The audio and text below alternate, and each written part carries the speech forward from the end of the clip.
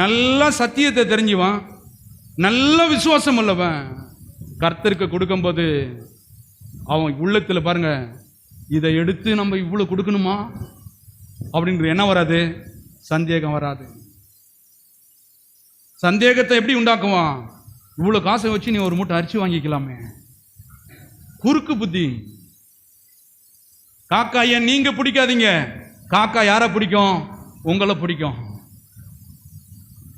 நிறைய பேர் ஓனரை காக்கா பிடிப்பாங்க.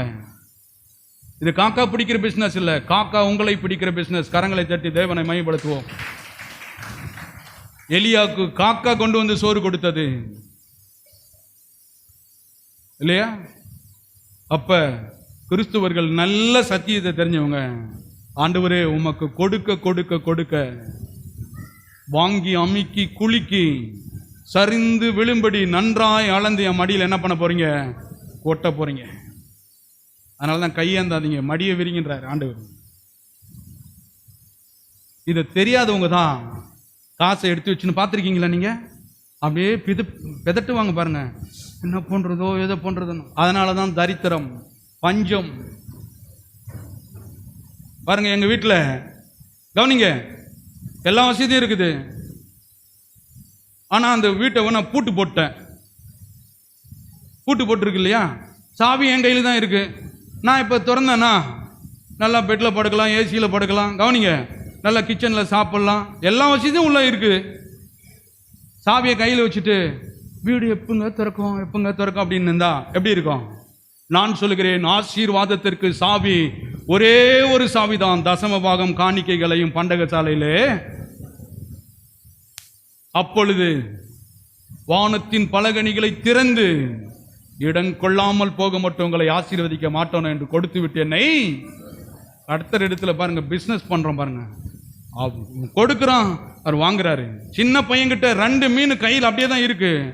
அவன் 100 வருஷம் வச்சிருந்தாலும் அந்த 2 மீன் அப்படியே தான் இருந்திருக்கும், 5 அப்பா அப்படியே தான் இருக்கும்.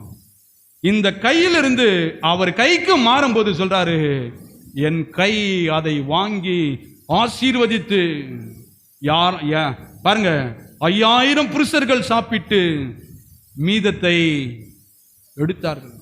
உங்க கையில் இருக்க வெளியும் தரித்திரம் தாங்க, உங்க கையில் இருக்க வெளியும் சாபந்தான், கடந்தான். என்றைக்கு உங்க கையில் இருப்பதை தேவனிடத்தில் நம்பி கொடுத்து பாருங்கள்.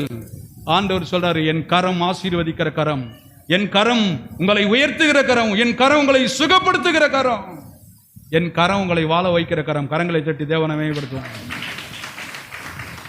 அதனாலதான் பாருங்க, வெறும் நேரத்தை மட்டும் கொடுக்கறதில்ல. ஆண்டவர் ஜெபம் பண்றான், நேரத்தவும் கொடுக்கணும், உள்ளத்தவும் கொடுக்கணும், உன் கையின் பிரயாசங்களையும் கொடுக்கணும். அதான் சொல்றாரு, எல்லாவற்றிலும் வாழ்ந்து சுகமாய் இருப்பது எப்படி. எடுத்து பாருங்க, பிசாசு சந்தேகப்பட வைப்பான் பாருங்க, இதை கொடுத்துறாத. சாரி பத்தம்மா எடுத்து மாவை கையில் வச்சுட்டு கொடுத்துட்டேன்னா போச்சுன்னா அப்படியே யோசித்தாங்க. சொல்றாங்க, முதல் சுடுகிற அடையை எனக்கு கொண்டு வா அப்படின்னு. பின்னாடி நீயும் உன் பிள்ளையும் சாப்பிட போ. ஆண்டவருக்கு வாழ்க்கையை ஆபிரகாம் கொடுத்தான். கவனிங்க, தசம்பாகத்தை கொடுக்கறதும் காணிக்க கொடுக்கறதும் நம்ம ஏங்குறங்க. எத்தனையோ வருடம் காத்திருந்த ஒரே ஒரு மகன் ஈசாக்கை ஆண்டவரே உன்னை விட பெரிதில்லை, எடுத்துக்கொள். அவனுடைய வம்சத்துல தான் இயேசு பிறக்க ஆசைப்பட்டார். பூமியில் உள்ள வம்சம் எல்லாம் பாவங்கள் மன்னிக்கப்படுவதை விரும்புகிறார். இப்பேற்பட்ட குடும்பங்களை மனிதனை தேவனுடைய கண்கள் தேடி கொண்டிருக்கிறது. யாரை ஆசீர்வதிக்கலாம் என்று. சும்மா எதுவும் கொடுக்கறதுல ஒன்றும் கிடையாது. கவனிங்க, கோட்டித்தனமா உள்ளத்துல பல எண்ணங்களை வச்சுட்டு வாழும் பொழுது கர்த்தர் சொல்றாரு, 100 வருஷம் ஆனாலும் இருந்த இடத்துல தான் இருக்க போற. வளருவதற்கு வழி இல்லை. வீட்டுல சாவியை வச்சுட்டு பத்திரமா கையில வச்சுட்டு இருந்தா ஒன்றும் நடக்காது. சாவியை உள்ள போட்டேனா போதும், சகல ஆசீர்வாதங்களையும் உள்ளும் புறமும் சென்று என்ன கண்டடைவாய், மேய்ச்சலை கண்டடைவாய். பாருங்க, இங்க இந்த ஆபிரகாமை குறித்து நான் பார்த்துட்டு நான் கடந்து போக விரும்புகிறேன், டைம் இல்லை. எங்கிட்ட நிறைய டைம் அப்படிதான் சொல்லுவான் பாருங்க, இருக்கிறது இதுதான், மக்கள் எதுவும் கொடுக்கறது இல்லை, நீ இதை பண்ணிட்டேன்னா என்ன பண்ணுவ அப்படின்னு. நான் அப்படி பேசும்போது, பிசாசு பேசும்போது கவனிங்க, சத்தம் எனக்கு கேட்க, உண்மையிலே சொல்றேன், அடப்போட பிசாசே, ஒன்றை கொடுக்கும் பொழுது நான் சாப்பிட்டு திருப்தி அடைந்து இதை மீதத்தை எடுக்க செய்கிற தேவன் என்னோடு இருக்கிறார். எத்தனை பேர் விசுவாசிக்கிறீர்கள்? நிறைய முறை அப்படிதான். இதெல்லாம் பண்ணிட்டு ஜனங்க கவனிங்க, எல்லாம் ஒண்ணுமே பண்ண மாட்டாங்களே ஜனங்க, எப்படி நீ பண்ண போற அப்படின்னு நான் சொன்னேன். உயிரையே எனக்காக கொடுத்த தேவன் மற்ற எல்லாவற்றையும் அருளாமல் இருப்பது எப்படி?